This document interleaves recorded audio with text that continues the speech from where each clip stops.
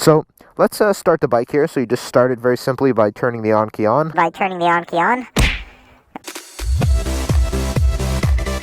Okay, push that start button. So now we have the bike started. We have my neutral indicator right here, indicating that the bike is now in neutral.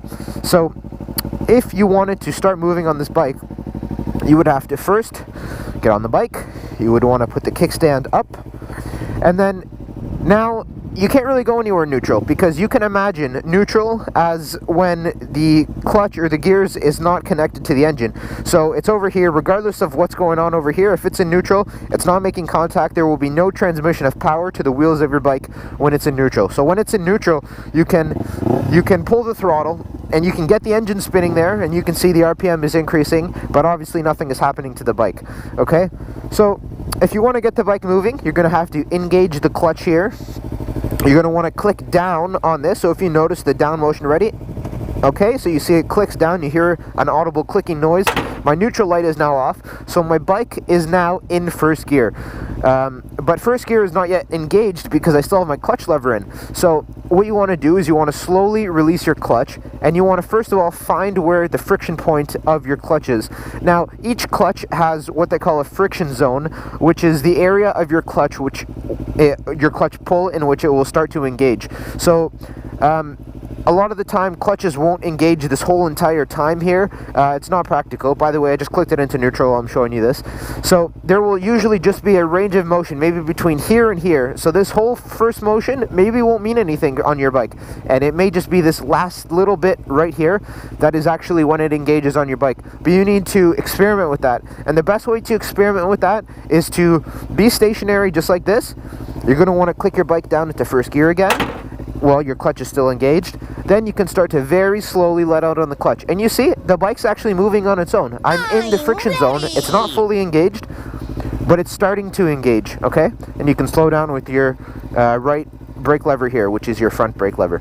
So let's do that again. It's important. You should practice this a dozen, 2 dozen, 3 dozen times before you actually start trying to ride the bike. You want to get really familiar with where this friction zone is. So again, I'm in first gear. I'm clicked all the way to the bottom. Clutch is pulled in right now.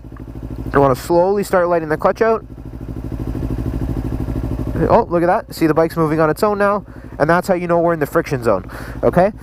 So once you get familiar with that friction zone on the bike, you can start to let out the throttle, start to let out the clutch a little bit. You can get in that friction zone, then you can start applying some throttle. And realistically, when you're in the friction zone, it doesn't really matter. You can rev your bike like crazy. It's not going to go anywhere, because by you being in the friction zone, you're only letting a certain percentage of that power to the wheels. So if you're just in the beginning of your friction zone here, and maybe you're only a little bit engaged, look how much gas I'm giving it, okay? And the bike's crawling. It's going 3 kilometers an hour. So it's important to understand that, okay?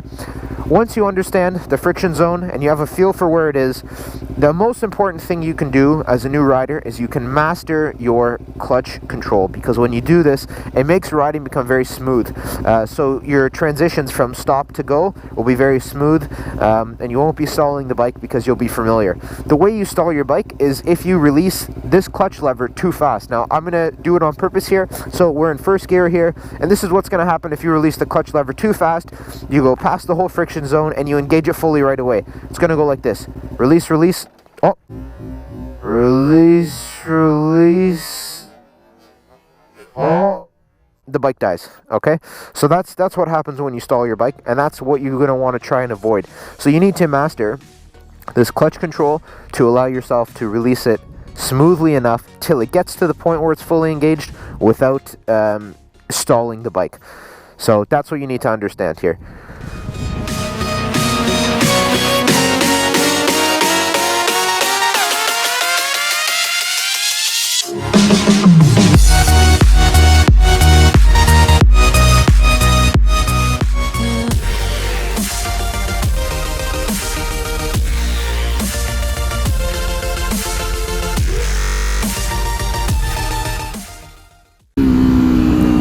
Oh man, is it just me, or do you guys like to look at the people you pass just to see if they look as stupid as they drive? Bad drivers, bad drivers. That is what this video is called, because this city is full of them.